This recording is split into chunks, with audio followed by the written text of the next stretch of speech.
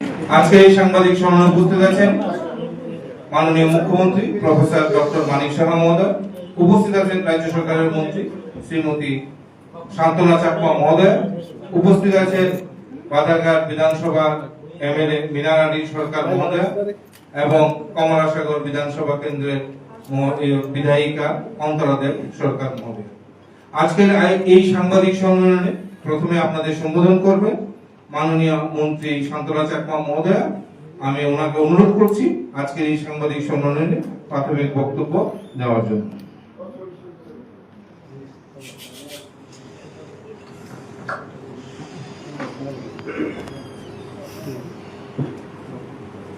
যতনগরঙ্কা বেকুন্দ্রা জুজু, সবাইকে নমস্কার। আজকে আমরা উপস্থিত হয়েছি আমাদের ভারতীয় জনতা পার্টির প্রদেশ কার্যালয়ে। উপস্থিত হয়েছেন আমাদের মাঝে এই সাংবাদিক সম্মেলনে আমাদের জনপ্রিয় রাজ্যের মুখ্যমন্ত্রী শ্রদ্ধেয় প্রফেসর ডক্টর মানিক সাহা মহাশয়, এবং উপস্থিত রয়েছেন আমাদের মাঝে আমাদের দুইজন এমএলএ মহোদয়গণরা এবং সুমিত মহাশয়। আজকের এই সাংবাদিক সম্মেলনে যেহেতু আমাদের মাননীয় মুখ্যমন্ত্রী জি আছেন, উনি বিস্তারিত আলোচনা করবেন। শুধুমাত্র এইটুকুই আমি বলবো যে আপনারা দেখেছেন পার্লামেন্টে আলোচনা হয়েছে যে নারী শক্তি বন্ধন বিল নিয়ে। তো সর্বদাই আমরা লক্ষ্য করি আমাদের ভারতীয় জনতা পার্টি সরকার সবকা সাথ সবকা বিকাশ নিয়ে কথা বলে এবং সবসময় চেষ্টা করে যাচ্ছে কিভাবে আমাদের নারীদেরকেও আরো শক্তিশালী করা যায়, কিভাবে সমস্ত দিক থেকে এগিয়ে নিয়ে যাওয়া যায়, সেটাকে নিয়েই আমাদের কেন্দ্র সরকার এবং রাজ্য সরকার কাজ করছে। তো আপনারা বিগত দিনে লক্ষ্য করেছেন যে আমাদের পার্লামেন্টে সবসময় আমরা পক্ষে কথা বলছি, নারীদের অধিকার নিয়ে কথা বলছি, কিন্তু দেখা গেছে যে কংগ্রেসের নেতৃত্বে ইন্ডিজো আমাদের এই নারী শক্তি বন্ধন বিলকে বিরোধিতা করেছেন, তারা নারীর বিরোধিতা করে যাচ্ছেন। আমরা জানি যে নারীর অগ্রগতি মানে হচ্ছে দেশের অগ্রগতি। তার জন্য যেটা আমরা নারী শক্তি মানে মনে করি দেশের শক্তি, নারী সম্মান মানে দেশের গৌরব। তো আমাদের যে 33% যে 33% যে আমাদের পার্লামেন্ট হোক, আমাদের বিধানসভা হোক, আমাদের মহিলাদেরকে যে অধিকার, সেই অধিকারকে তারা বঞ্চিত করার জন্য চেষ্টা চালিয়ে যাচ্ছে অনবরত।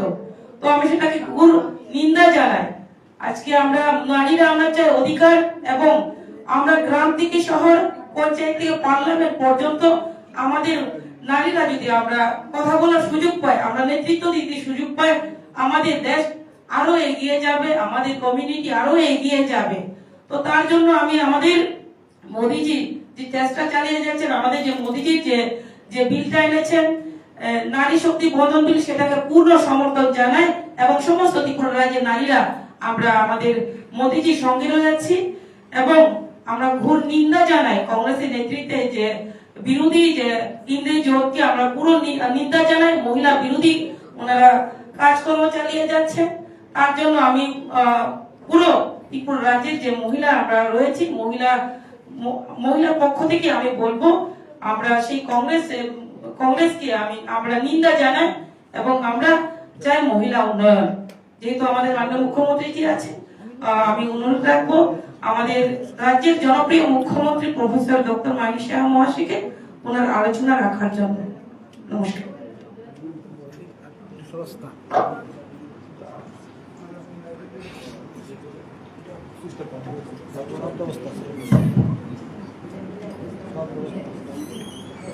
আজকে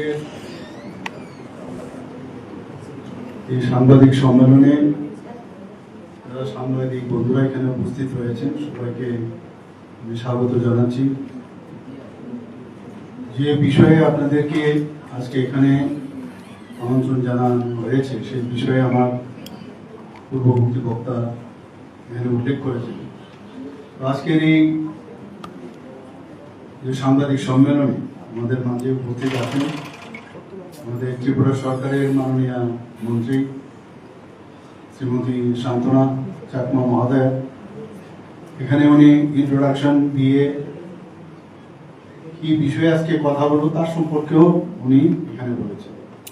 আমাদের মাঝে উপস্থিত আছেন পবিত্র বিধানসভার দুই বিধায়িকা, শ্রীমতী মীনা রানী সরকার, শ্রীমতী অন্তরা দেব সরকার মহোদয়া।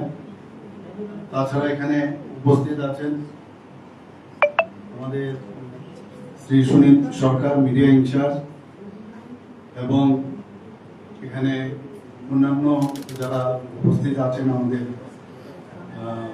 কার্যকর্তারা বিভিন্ন স্তরে, সবাইকে আমি হার্দিক অভিনন্দন ও শুভেচ্ছা জানাচ্ছি। আপনারা সবাই জানেন যে নারী শক্তি বন্ধন যে অধিনিয়ম, যেটাকে নারী শক্তি বা মহিলা সংরক্ষণ বিল 2023, আমার মনে হয় এটা ভারতীয় গণতন্ত্রের ইতিহাসে একটা বৈপ্লবিক অধ্যায়। এই বিষয়ে আগে অনেক আলোচনা হয়েছে, আপনারা বিভিন্ন জায়গায় আমরা কিছু না কিছু এই বিষয়ে আলোচনা রেখেছি। তবুও আমার মনে হয় যে আর একটু বিশদভাবে এখানে আলোচনা করা দরকার।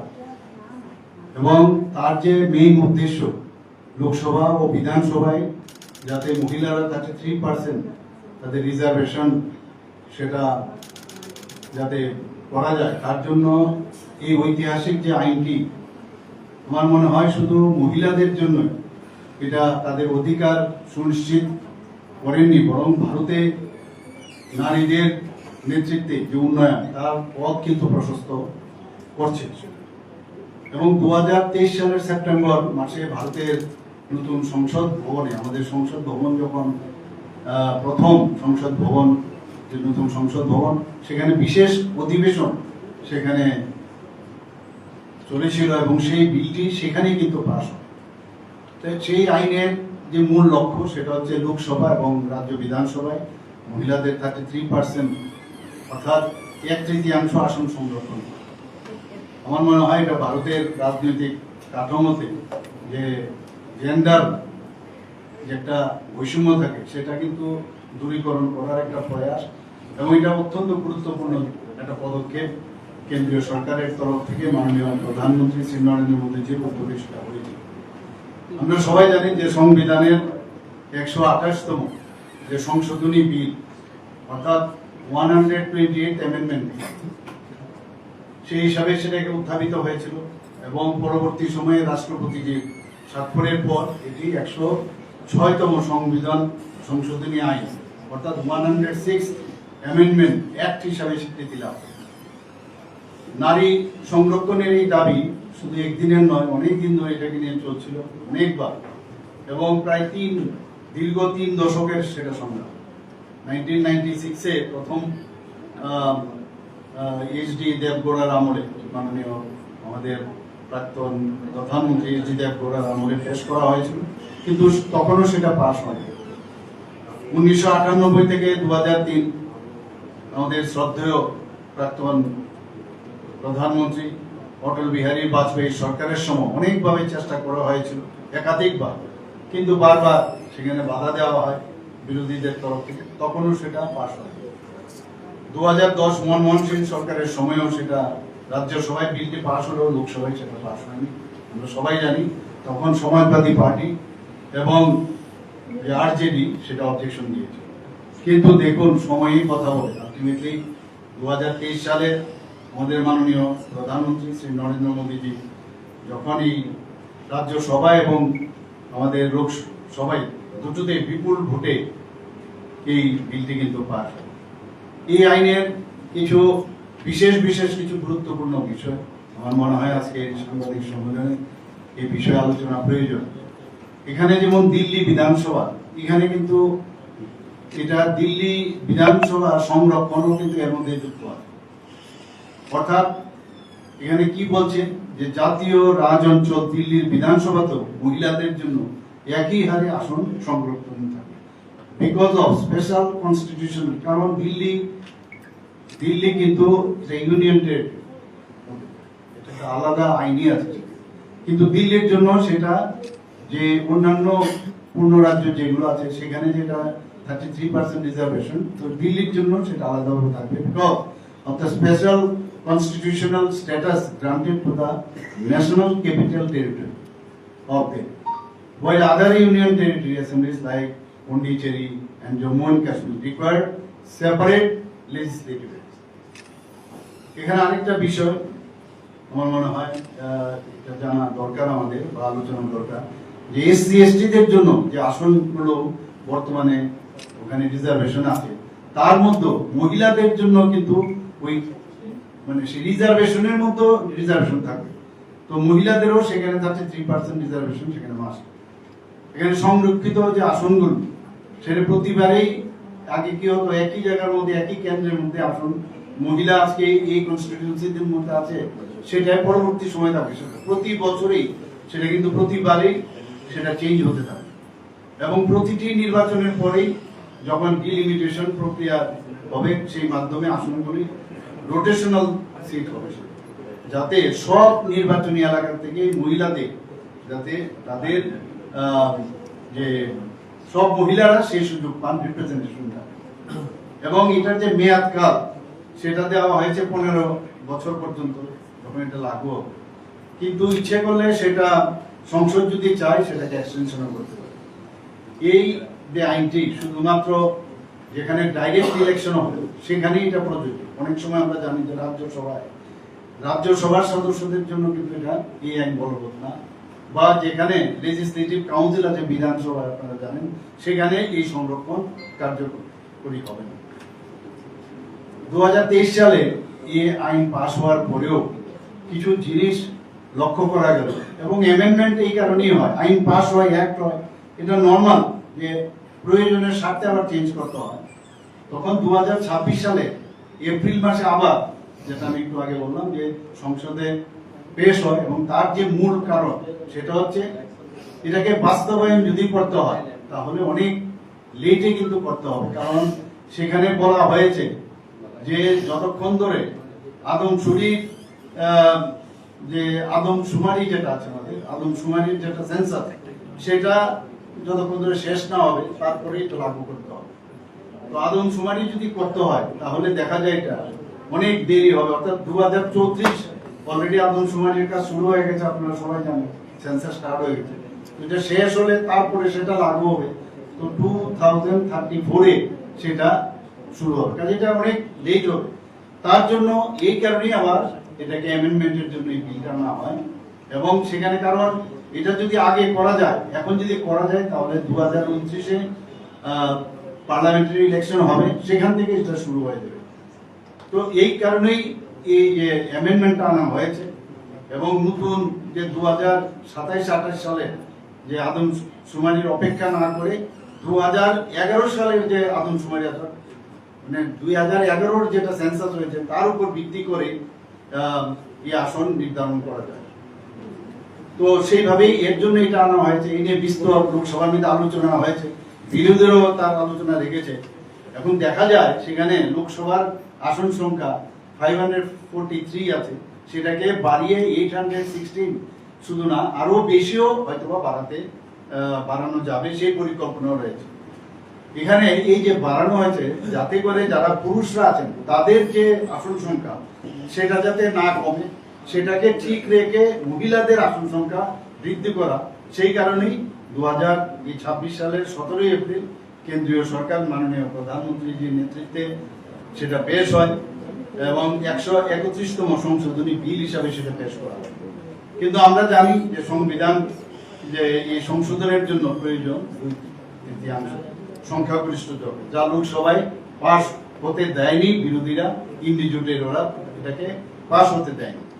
অথচ মাননীয় প্রধানমন্ত্রী থেকে আরম্ভ করে মাননীয় গৃহমন্ত্রী থেকে শুরু করে কেন্দ্রীয় আমাদের সরকারের এনডিএ সরকারের সমস্ত নেতৃত্বরা কিন্তু সেখানে এটা করলে কি লাভ এবং আমাদের কি সুবিধা হবে সেই বিষয়ে কিন্তু প্রচুর আলোচনা সেখানে হয়েছে তারপরেও কিন্তু সেটা পাস হয়নি। এই সংশোধনী বিলটি আমার মনে হয় ভারতের নারী শক্তির জন্য এক মহাযজ্ঞ এবং এই মহাযজ্ঞের সাফল্য আমার মনে হয় যে রাজনীতির ভবিষ্যৎ নয় বরং দেশের ভবিষ্যৎ ও ভাগ্যকেও বদলে দেবে। কিন্তু ইন্ডিজোট অর্থাৎ বিরোধীরা আবারও মহিলাদের আমার মনে হয় যে তারা মহিলাদের অপমান করলেন শুধু মহিলাদের নয় সমগ্র জাতিকেই বঞ্চিত করেছে। নিজেদের রাজনৈতিক যে জমি সেটা রক্ষা করার জন্য ওনারা মরিয়া প্রচেষ্টা, এবং সবসময় ইন্ডি জোটের যারা আছেন, কংগ্রেস থেকে আরম্ভ করে, তৃণমূল থেকে আরম্ভ করে, কমিউনিস্ট পার্টি থেকে শুরু করে সবাই, সেটা কিন্তু তাদের মেইন যে এদের সমস্যা, তারা কিন্তু আত্মকেন্দ্রিক রাজনীতিতে বিশ্বাস করে এবং ওনারা চান না যে মহিলারা এইরকম জায়গায় আসুক যেখানে ওদের অধিকার তারা এখানে প্রতিষ্ঠিত করবে। এবং আমার মনে হয় এই বিরোধিতার কারণে মহিলাদের যে স্বার্থ সেটা কিন্তু আবারও বলি হয়েছে, আগেও হয়েছিল এত বছর ধরে, 3 থেকে 4 দশক ধরে হয়েছে, আবার হয়েছে। দেশের সর্বোচ্চ স্তরে মহিলারা রাজনৈতিক যে অধিকার সেটা যাতে না পায় এবং তাকে কিভাবে পঙ্গু করা যায় সেটা এইবারও কিন্তু প্রমাণিত। কংগ্রেস দল দীর্ঘদিন ধরে মহিলা বিরোধী অবস্থান বজায় রেখেছে, যা রক্ষণশীল মিত্র এবং প্রভাবশালী গোষ্ঠীগুলির দ্বারা প্রভাবিত। আমি এই বিষয়ে আমি আসবো, আপনারা সবাই জানেন এই বিষয়গুলি। এবং আমরা জানি যে আমাদের দেশের জনসংখ্যার 50% যারা মহিলা, তাদের যে প্রাপ্য অধিকার এই বিল পাস না করার কারণে তাদের অধিকার থেকে কিন্তু ওনারা বঞ্চিত হয়েছে।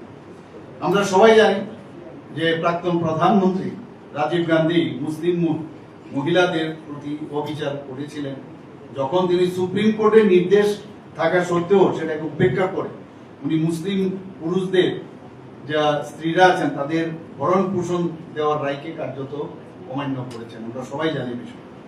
এবং তার মেইন যে উদ্দেশ্য, যারা মৌলানা আছেন তাদের তীব্র প্রতিবাদের মুখে তাড়াতাড়ি করে নিজেকে পিছিয়ে নিয়েছেন, দ্রুত পিছিয়ে নিয়েছেন। আমি বলবো, যখন প্রধানমন্ত্রী শ্রী নরেন্দ্র মোদীজি ইন্ডিয়া সরকারের 3 তালাক নিষিদ্ধ করার ব্যবস্থা করেন, তখন এই যে শাহু বানুর যে মামলা তার পরিসমাপ্তি করে।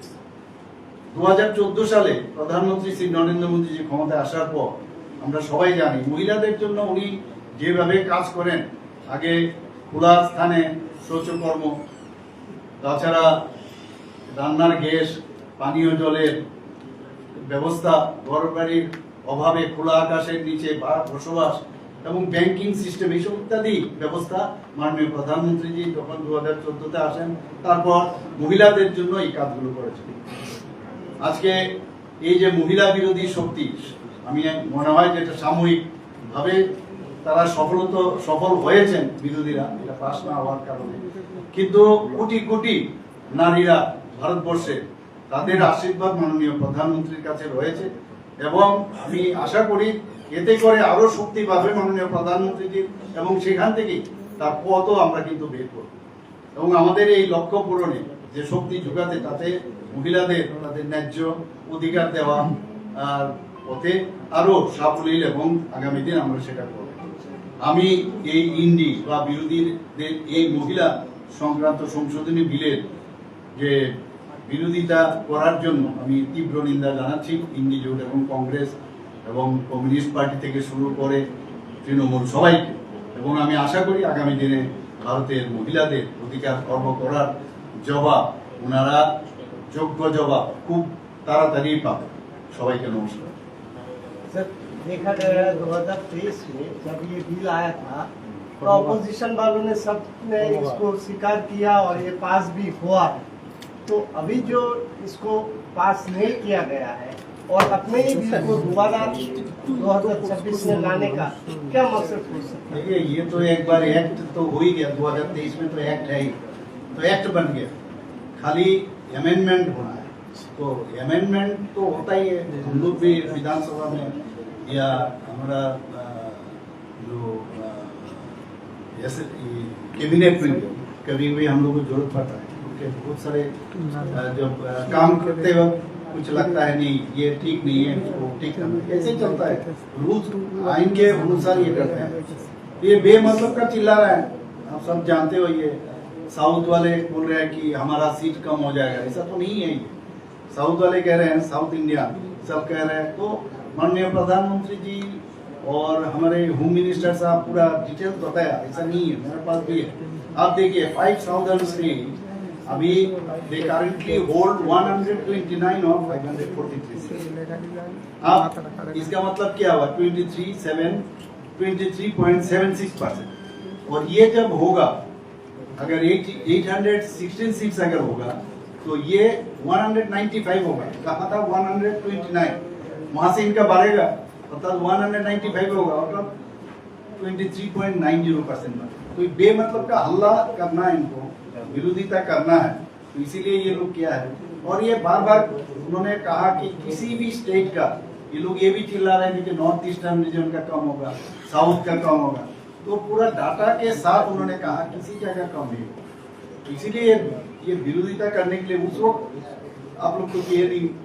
तो मेरे ख्याल से ये अभी ये बहुत खुश थे, ये लोग सोच रहे थे अभी हम लोग इंस्टीट्यूट का पहले बार विजय हासिल हुआ and they are very happy. इनका तो ये सब कुछ ना कुछ बहाना बना के ये सब करते रहते हैं। নির্বাচনোত্তর সন্ত্রাস নিয়ে আপনি ত্রিপুরার বিভিন্ন জায়গায় ঘুরছেন, দেখলেন পুলিশ এবং প্রশাসনের উচ্চপদস্থ আধিকারিক আপনাদের সঙ্গে ছিল, আপনার কি মনে হয় এটা কি বিক্ষিপ্ত ঘটনা নাকি পরিকল্পিত সন্ত্রাস ত্রিপুরার বিভিন্ন প্রান্তে রয়েছে? দেখুন, আমরা তো আগেও আমি কয়েকটা জায়গায় আমি বলেছি এটা একটা ক্যান্সার রোগের মতো ত্রিপুরাতে। এই কমিউনিস্টদের আমল থেকে এই পরপর আমি বলবো 2000 যে আমাদের 21-এ এডিসি ইলেকশন যে হয়েছে সেখানেও কিন্তু যে কোনো ইলেকশনই আমি দেখলাম যে এটা কিন্তু আমরা দেখি যে এই ধরনের নির্বাচনোত্তর সন্ত্রাস, নির্বাচনের আগেও সন্ত্রাস, মাঝখানে সন্ত্রাস, সন্ত্রাসের মাধ্যমেই কিন্তু ইলেকশন করতে হবে, ইলেকশনে জিততে হবে।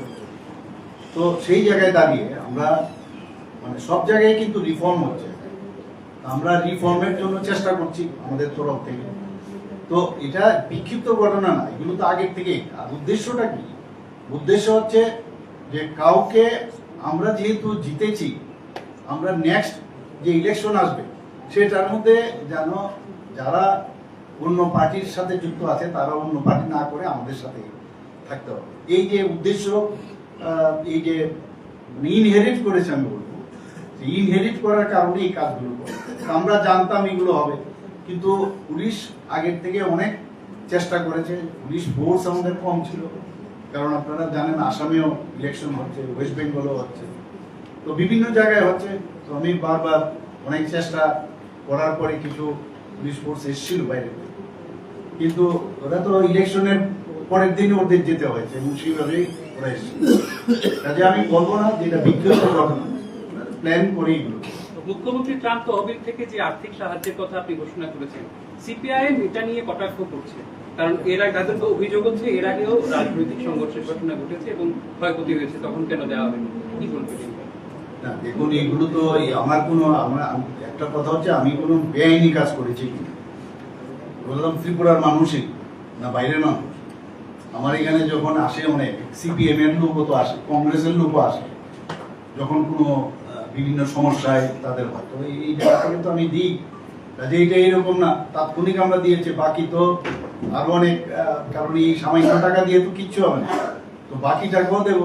ইনস্ট্যান্টলি যখন দিতে হয় এরকম থাকে তো না যে আমার কাছে রেডিমেড কিছু টাকা আছে আমি দিয়ে দেবো। মুখ্যমন্ত্রী ত্রাণ তহবিল তো আছে, এটা তো উনারা দেননি এর জন্য আমরা দেবো না, এরকম তো হতে পারে। উনাদের সময় তো দেননি, উনারা কি দিয়েছিলেন তখন? দেননি তো। কাজে যখন যে জায়গায় থাকে দাঁড়িয়ে উনি মনে করেন I am in safe zone, এখন আমি যেটা বলবো এটা ঠিক। আগে তো দেখতে হবে আমি কি করেছি। ওনাদের সময় যখন এইসব হয়েছিল তখন দেননি কেন ওনারা? দেননি তো। পশ্চিমবঙ্গে প্রথম দফার ভোট শেষ হলো, ভোটের হারও উল্লেখযোগ্য সংখ্যক হারে বেড়েছে বেশ কিছু জায়গায়, কি বলবেন?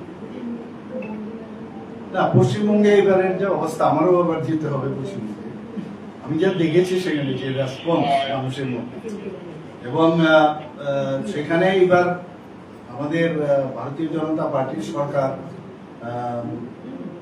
মানে আমার কেন্দ্রীয় নেতৃত্বরাও বলছেন, আমিও তার সাথে বলবো, এইবার ভারতীয় জনতা পার্টির সরকার এবার সেখানে স্যার আপনার কাছে একটা প্রশ্ন থাকবে যে পাহাড় ভোটের আগে মানে আকাশের আগে পাহাড় ভোটটা একটা বড় ফ্যাক্টর বলা হচ্ছিল, সেখানে যে আপনাদের কনফিডেন্সটা ছিল সেই অনুযায়ী সিট সংখ্যা হয়, কিন্তু ভোটের পার্সেন্টেজটা কেন মনে হচ্ছে এই যে সিটের পরিসংখ্যানটা এতটা নেমে যাওয়া, এই ফলাফলটা আপনারা নিশ্চয়ই এর মধ্যে বিশ্লেষণ করেছেন নিজেদের দলীয়ভাবে, কোথায় খামতিটা? আর প্রদ্যুৎ কিশোর দেববর্মন যে 24টা সিটের কনফিডেন্স দেখিয়েছিলেন, শেষ পর্যন্ত তিনি এই যে অঙ্কটা কোথায় গোলমেল হলো বলে মনে হচ্ছে? না, দেখুন, আমরা তো যখনই কোনো ইলেকশন হয় তখন আমরা তো জেতার আশা নিয়ে ইলেকশনে যাই, ঠিক না? এবং আমাদের কনফিডেন্সও ছিল এই প্রথম ভারতীয় জনতা পার্টি যেভাবে জনজাতি অধ্যুষিত এলাকায় গ্রামে গ্রামে কিন্তু আমাদের সংগঠন কিন্তু পৌঁছে গেছে, যেটা আগে কোনোদিন আমাদের সম্ভব হয়। আর যারা আঞ্চলিক দলগুলো আছে এতদিন ধরে, আপনি দেখবেন যে এতদিন ধরে ওদের ধ্যান ধারণা যে আঞ্চলিক দলগুলো এডিসি চালাবে, বাইরের কাউকে দেবে না। তো সেই জায়গায় দাঁড়িয়ে আমরা কিন্তু ভিতরে আমরা ঢুকতে পেরেছি, আমরা কাজ করতে পেরেছি, আমাদের যারা কার্যকর্তা ওদেরকে সাহস জুগিয়েছে। এটা কিন্তু একটা প্রয়োগ। 28টার মধ্যে আমরা 28টা দিয়েছি, এইরকম তো আর কোনোদিন কোনো পার্টির হয়নি। সিপিএম এর হয়েছে, সিপিএম তো সে একই ওদের যে গণমুক্তি পরিষদ যেটা আছে ওই একই ধাঁচে, তো ওনারা ওদের উপর ডিপেন্ডেন্ট থাকে। আমাদের তো সেই রকম ভাবে কোনো কিন্তু এবার এজ এ হোল আর ভারতীয় জনতা পার্টি সবসময় সবার কথা ভাবে যে একটা মণিপুরীদের জন্য আলাদা, মাইনরিটিদের জন্য আলাদা, বাঙালিদের জন্য আলাদা, সবাইকে নিয়ে চলার এই প্রথম একটা প্রয়োগ। সেখানেও আপনিই বললেন যে এরকম একটা অবস্থার মধ্যেও আমরা যেখানে 2,18,000 ভোট পেয়েছি আমরা, এমন না কিন্তু জনজাতিতে আমরা ভোট পাই, যেখানে গত বছর আমরা 1 লাখ ভোট পেয়েছি। এখানে বুঝতে হবে আজকে কোন জায়গায় নেই, এমন বহু জায়গায় আছে শূন্য। আগে বিজেপির মাত্র 2টো সিট ছিল আজকে লোকসভায়, সেখান থেকে আজকে কোন জায়গায় চলে এসেছে। তো এটার জন্য মানে এরকম হওয়া উচিত নয় যে আমরা অসহায় হয়ে পড়েছি বা হতাশা এসছে, এরকম না। আমাদের জারি থাকে হয়তোবা এখনো জনজাতি গোষ্ঠী সবাইকে আমরা বুঝাতে পারিনি, একটা সময় আসবে হয়তোবা বুঝবেন। 4টা সিট তো আমরা পেয়েছি, এত বড় পার্টি ছিল কমিউনিস্ট, কত বড় পার্টি। আগে বলতো পাহাড় যা ক্ষমতা তা, সমস্ত ত্রিপুরাই তা। তো ওদের তো এইগুলো বলতো, এখন তো কোথায় গেল, শূন্যতে চলে এসছে। তো সেই জায়গায় আপনি একটু ভাবতে হবে যে সিটের আপনার কোন পার্সেন্টেজটা, পুরো সিপিএম এর ভোট বলতে গেলে এই পার্সেন্টেজ কিন্তু চলে গেল এবং আইপিএফটি এটা মানে বিরাট পার্সেন্টেজ বলে সব চলে গেল এখানে, মানে মোথার মতো। আমাদের বিজেপির কিন্তু না না আমাদের কোনো এগুলো, এটা হচ্ছে একটা লোকাল বডির ইলেকশন। আপনি দেখুন না কি হয়। আমরা তো সবসময় একটা আমরা চিন্তা ভাবনা করি না যে এইভাবে, কারণ আমরা কারণ কত আর ডিপেন্ডেন্ট থাকবো।